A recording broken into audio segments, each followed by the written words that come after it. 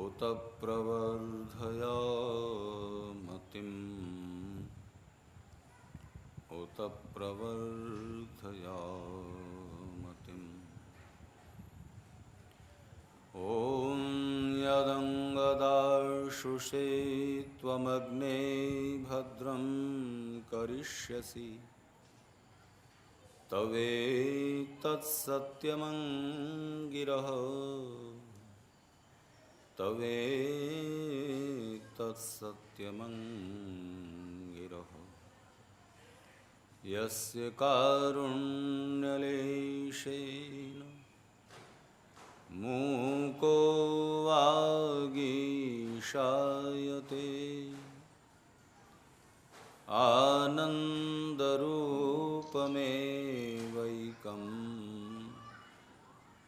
तं वन्दे जगदीश्वरम् तं वन्दे जगदीश्वरम् तं वन्दे जगदीश्वरम्। आर्य समाज के महामंत्री माननीय श्री सुरेश जी अग्रवाल, कोषाध्यक्ष श्री भरत जी अग्रवाल, पता नहीं बैठे हैं या हाँ बैठे हैं, दूसरे सभी पदाधिकारी जन, उपाध्यक्ष श्री लाहौटी जी दिखाई नहीं दे रहे हैं,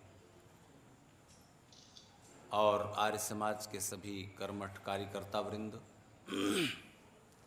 मेरे अनुज प्रिय डॉक्टर कमलेश जी शास्त्री और विचारशील सज्जनों, हम सबके अलग अलग व्यक्तिगत जीवन, पारिवारिक, राष्ट्रीय और सामाजिक जीवन के सुख और आनंद अलग अलग प्रकार से संपन्न होते हैं। हम सबके व्यक्तिगत जीवन के 4 तल हैं: शरीर, बुद्धि, मन और आत्मा। ये हमारे 4 तल हैं व्यक्तिगत जीवन के। और मैंने आपसे कहा है कि हमारे जीवन के सुख भी 4 स्तरों पर हैं: शरीर, बुद्धि, मन और आत्मा। और ऋषि दयानंद का ये वाक्य मैंने कई बार आपके सामने उद्धृत किया है कि शरीर का परिश्रम किए बिना शरीर का सुख नहीं मिलता, बुद्धि और मन का परिश्रम किए बिना बुद्धि और मन का सुख नहीं मिलता, आत्मा का परिश्रम पुरुषार्थ किए बिना आत्मा का आनंद नहीं मिलता। और मैं आपसे ये भी स्पष्ट कर चुका हूँ कि हमारे शरीर के सुख पशु और मनुष्यों में लगभग समान हैं। स्वाद से लेकर सेक्स तक जो भी इंद्रिय जन्य सुख है वो सब पशु भी उपभोग करते हैं और मनुष्य भी। मनुष्य अपनी बुद्धि का प्रयोग करके शारीरिक सुखों की भी क्वांटिटी और क्वालिटी, गुणवत्ता और संख्या दोनों में थोड़ी बहुत वृद्धि कर लेता है। जैसे आप भी स्वाद का सुख लेते हैं, एक भैंस भी, सूअर भी, लेकिन आप अपनी बुद्धि का प्रयोग करके न जाने कितनी कितनी तरह के स्वादिष्ट व्यंजन बनाते रहते हैं और रोज एक नई डिश ईजाद हो जाती है। हिंदी की, मराठी, गुजराती, दूसरी भाषाओं की पत्र पत्रिकाओं में एक कॉलम रहता है स्वादिष्ट व्यंजनों का। अगर आप गिनती करें कि मनुष्य के खाने पीने के नमकीन, मीठे, चटपटे कितनी तरह के व्यंजन हैं, और अगर आप रोज एक नया व्यंजन खाएं तो जीवन छोटा पड़ जाएगा और वो व्यंजन खत्म नहीं होंगे जो नए नए आप स्वादिष्ट पदार्थ खाते हो।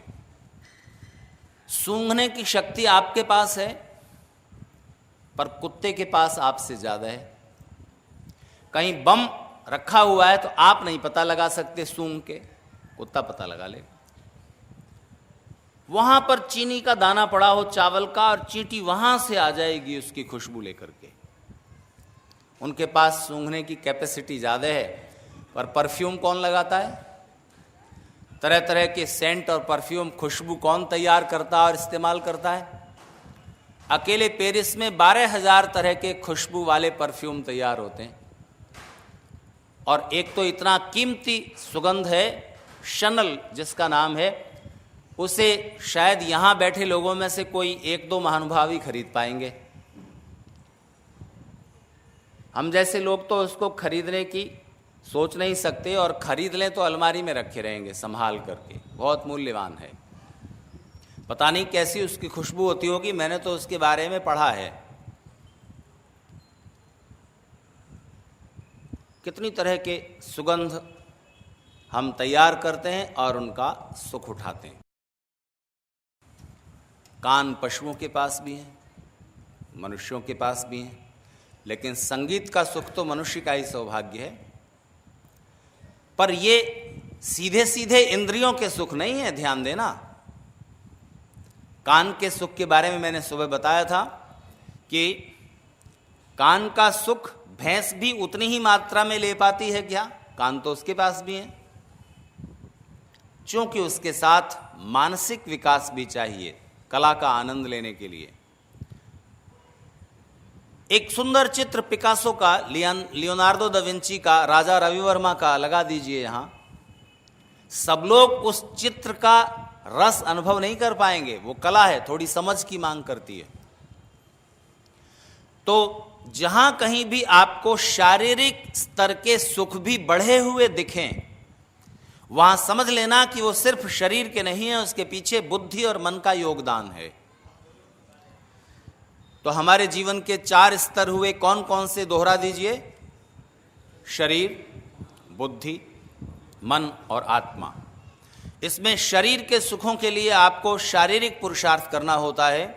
शरीर का स्वास्थ्य ठीक रखें, शरीर को बलवान बनाएं, शरीर को फिट रखें, और शरीर की सुख सुविधाओं के लिए आप बहुत सारे प्रयास करते हैं। ध्यान दीजिए, आज की जितनी भी आधुनिक साइंस टेक्नोलॉजी है, उसका क्या उपयोग है? टेक्नोलॉजी साइंस का ही क्रियात्मक रूप है। ये कैमरे, ये माइक, ये पंखा, ये बिजली, आपकी कार, स्कूटर, हवाई जहाज, कंप्यूटर, सारे उपकरण क्या कर रहे हैं? सारे वैज्ञानिक उपकरण आपके शरीर की सुविधा बढ़ाकर मौन हो जाते हैं, उनकी उपयोगिता वहीं तक है। तो इसलिए आधुनिक विज्ञान की, भौतिक विद्याओं की उन्नति भी ऋषि दयानंद के अनुसार या सब ऋषियों के अनुसार शारीरिक उन्नति के अंतर्गत आती है, क्योंकि वो भौतिक विद्याएं शरीर की सुविधाएं बढ़ाती हैं बस, इसलिए वो शारीरिक उन्नति है। तो ऋषि दयानंद ने आर्य समाज की स्थापना के साथ आर्य समाज का मुख्य उद्देश्य क्या घोषित किया? जल्दी बताइए ना। संसार का उपकार करना, और उसके 3 आयाम हैं। कौन कौन से? शारीरिक उन्नति, आत्मिक उन्नति और सामाजिक उन्नति। तो शारीरिक उन्नति के अंतर्गत सारी, जिस पर ऋषि दयानंद बहुत बल देते हैं अपने वेद भाष्य में, भौतिक विद्याओं के विकास पर, शिल्प कला कौशल के विकास के लिए ऋषि दयानंद इतनी प्रेरणा देते हैं, खास तौर से यजुर्वेद भाष्य में। वो शारीरिक उन्नति के खिलाफ नहीं है, भौतिक विद्याओं का पूरा विकास कीजिए, पर भौतिक विद्याओं का विकास विनाश में बदल जाएगा अगर आपने आत्मिक उन्नति नहीं होने दी। वो विनाश की ओर चल पड़ेगा। इसलिए कोई व्यक्ति बहुत अच्छा डॉक्टर हो जाए, इंजीनियर बन जाए, ये उसका बौद्धिक विकास हुआ, लेकिन अगर मन के स्तर पर वो अच्छी भावनाएं, अच्छी मनोवृत्ति नहीं रखता, तो वो समाज के लिए बहुत खतरनाक व्यक्ति साबित होगा। और मनोवृत्ति ठीक न हो तो मनुष्यों के शारीरिक सुख पहुंचाने वाले विकास कार्यक्रम भी अवरुद्ध होते हैं या कर दिए जाते हैं। उसका एक उदाहरण मैंने अभी एक हिंदी पत्रिका में पढ़ा। दुनिया भर में डायबिटीज की बीमारी फैल रही है। उसका एक कारण हमारा आहार दूषित होना है। भोजन में जो आप अन्न खाते हैं, दूध पीते हैं, फल, वनस्पतियां इत्यादि लेते हैं, उसमें कितना फर्टिलाइजर, कीटनाशक, पेस्टिसाइड्स हैं और उसका अंश अन्न के साथ, भोजन के साथ आपके शरीर में भी पहुंचता है, जो तरह तरह के रोगों के उत्पन्न होने का कारण बनते हैं। तो जब आप विभिन्न प्रकार के रोगों से ग्रस्त होते हैं तो डॉक्टर की शरण में जाते हैं, जाना ही पड़ेगा। लेकिन उस बात को पढ़कर मैं हैरान रह गया कि डायबिटीज के मरीज दिन प्रतिदिन बढ़ते जाते हैं और दूसरी दूसरी बीमारियां भी फैलती जाती हैं और विज्ञान भी विकास करता जाता है। तो वैज्ञानिकों ने अपने प्रयोगों को आगे बढ़ाते हुए बड़ा एक सुंदर उपाय खोजा जो मनुष्य के सुख को बढ़ाने के लिए, शारीरिक सुख को बढ़ाने के लिए या शारीरिक दुखों को कम करने के लिए बड़ा उपयोगी सिद्ध होगा भविष्य में, और वो है स्टेम सेल की रिसर्च। जैसे आपने देखा होगा कि छिपकली की पूंछ अगर कट जाती है तो दोबारा उगाती है, आपके दांत गिर जाते हैं दोबारा उगाते हैं, पर एक बार।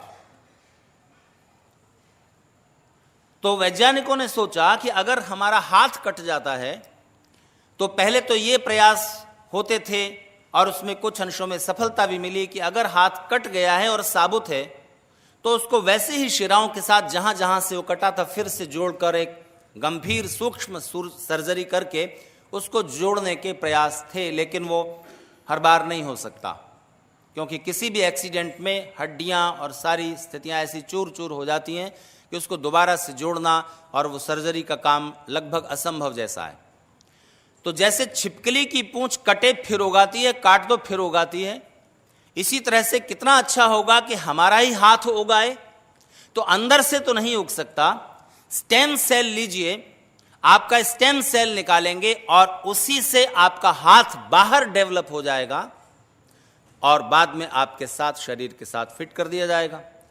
तो डायबिटीज का मूल कारण है पैंक्रियाज का खराब हो जाना, जो इंसुलिन बनाती है और भोजन जब पच करके शर्करा में बदलता है ग्लूकोज में, तो उस ग्लूकोज को ऊर्जा में बदलने का काम इंसुलिन करती है। तो पैंक्रियाज बैठे रहने से, शारीरिक परिश्रम न करने से या अधिक टेंशन से, तनाव से, स्ट्रेस से, या जो हम तरह तरह का फूड के साथ गलत केमिकल्स जो शरीर में जा रहे हैं उनका भी प्रभाव हो सकता है। इन कारणों से पैंक्रियाज कमजोर होने लगते हैं। तो उसके लिए अभी ये उपाय है कि इंसुलिन ली जाती है ऊपर से, इंसुलिन का इंजेक्शन स्किन के अंदर लिया जाता है। तो इंसुलिन ऊपर से हम इंजेक्ट कर लेते हैं और वो पशुओं की पैंक्रियाज से निकाली जाती है, तो हमारे काम आ जाती है। तो इंसुलिन बनाने वाली कंपनी है दुनिया की सबसे बड़ी कंपनी जो इंसुलिन बनाती है, उसका नाम है इली लिली, अगर मैं भूलता नहीं तो उसने करोड़ों डॉलर की राशि इस बात के लिए खर्च की थी कि स्टेम सेल से पैंक्रियाज बना दिए जाएं। तो अगर स्टेम सेल से पैंक्रियाज बनाने की रिसर्च पूरी हो जाएगी तो जो भी डायबिटिक है वो पैंक्रियाज अपने बदल लेगा, नए पैंक्रियाज लग जाएंगी, डायबिटीज ठीक हो जाएगी। और पैंक्रियाज जो स्टेम सेल से बनाएंगे उसकी बनाने की जो अधिकार है वो इली लिली कंपनी के पास रहेगा, क्योंकि रिसर्च वही करवा रहे हैं। तो अचानक उनको समझ में आया कि इंसुलिन बनाने से और डायबिटीज का बीमार बने रहने से ज्यादा फायदा है। जीवन भर इंसुलिन खरीदेगा, पैंक्रियाज तो एक बार लगे और ठीक हो जाएगा मरीज। तो उन्होंने तत्काल इस रिसर्च को बंद कर दिया। तो आप ये बताइए कि ये किसका दोष है? ये कौन सी उन्नति की मांग करता है? यहां मानसिक उन्नति अपेक्षित है, या इसको आप जोड़ दीजिए आत्मिक उन्नति, आध्यात्मिक उन्नति। अगर केवल भौतिक विकास आप करते चले जाएंगे, भौतिक विकास करते चले जाएंगे, तो आप सिर्फ बहुत सारे, आपके लिए नहीं कह रहा हूं, तो मनुष्य सिर्फ बहुत सारे सुविधाओं के टेक्नोलॉजिकल इंस्ट्रूमेंट्स रखने वाला, दो पैरों पर चलने वाला पशु ही होगा और कुछ नहीं। इसलिए शारीरिक उन्नति के साथ साथ आत्मिक उन्नति आवश्यक है। और आप अगर आत्मिक उन्नति का मतलब यह समझते हो कि आप अपनी निजी आध्यात्मिक उन्नति के लिए संसार छोड़कर के हिमालय की गुफा में जाकर बैठ जाओ और मोक्ष प्राप्ति अपना लक्ष्य बना लो, समाधि के आनंद में डूब जाओ, तो भारतीय ऋषियों की परंपरा इससे असहमत है। उनका यह कहना है कि यह परम स्वार्थ है कि आप अपने आनंद में डूबने के लिए संसार को छोड़ करके और सामाजिक उन्नति को तिरस्कृत करके आप अकेले अपने सुख और साधना में जाकर डूब गए हैं। आपकी साधना, आपकी ध्यान की गहराइयां, आपकी समाधि आपको ही तो सुखी बनाएगी ना, समाज को तो नहीं। बाकी सब लोग तो उसी दुख और संत्रास में हैं। तो आपके अकेले के सुख से क्या अर्थ निकला? ये तो परम स्वार्थ हुआ। इसलिए जो व्यक्ति अगर उससे समाधि भी सिद्ध हो गई है, ध्यान की गहराइयों में प्रवेश कर जाता है और आनंद में डूब जाता है और अकेले बैठा रहता है हिमालय की गुफाओं में, उसको समाज के दुख दर्द से कोई लेना देना नहीं, देश पतन की ओर जा रहा है उसको कोई मतलब नहीं, वो अपने आनंद में डूबा हुआ है। उसमें और एक शराबी में मौलिक फर्क क्या है बताइए? एक शराबी भी अपने नशे में सुख अनुभव करता है और उसमें डूबा रहता है, उसको परिवार से मतलब नहीं, समाज से मतलब नहीं। तो एक ऐसा योगाभ्यासी जो निष्काम कर्म की उपेक्षा करके अकेले अपने मोक्ष की चिंता में है, ऋषियों की परंपरा उस व्यक्ति को सामाजिक व्यक्ति नहीं मानती। और उनका तो यह कहना है कि एक अकेला व्यक्ति अकेले केवल योगाभ्यास से, ध्यान धारणा समाधि की प्रैक्टिस से मोक्ष नहीं पा सकता, ईश्वर की कृपा का अधिकारी नहीं बन सकता। उसे निष्काम कर्म लेने पड़ेंगे और निष्काम कर्म से ही सामाजिक उन्नति होती है। ऐसे स्वार्थी लोगों से भरा हुआ समाज जिसमें सब लोग केवल अपनी अपनी उन्नति के लिए प्रयत्न करते हों, बस हम अपना धन अपना पैसा बढ़ा लें, या मैं अपना अकेले शास्त्रों में डूबा रहूं। किताबें पढ़ने का भी अपना एक रस होता है, उसमें मैं अपने स्वार्थ में लीन हूं और कोई आदमी किसी संगीत की या किसी और तरह की कला की साधना में व्यस्त और मस्त है। सबके अपने अपने फिर ये नशे ही हो जाते हैं। और इन नशों में और उस नशे में केवल थोड़ा सा ही अंतर है कि वो शराब का या नशीली दवाइयों का नशा शारीरिक स्वास्थ्य को क्षति पहुंचाता है, लेकिन ये भी नशे ही हैं जिसमें आप अकेले डूब जाते हो और अपने ही रस में लीन हो जाते हो। सामाजिक उन्नति के बिना ध्यान रखना आपकी निजी उन्नति भी नहीं हो सकती। इसलिए सामाजिक उन्नति भी बहुत जरूरी है। आप सोचते हो कि आप अकेले अकेले धनवान होकर के या विद्वान होकर के या बलवान होकर के सुखी हो जाओगे? आप ये समझते हो अगर कि आप अपने बच्चों को अच्छे स्कूलों में पढ़ा लें, उनको अच्छी अच्छी बातें सिखा दें, उनको सभ्य बना लें और बाकी 80% जनता के बच्चे नालायक गंवार निकम्मे रह जाएं, तो आपको लगता है कि आप सुख उठा सकोगे? नहीं, क्योंकि समाज सबके सहकार से, सहयोग से चलता है।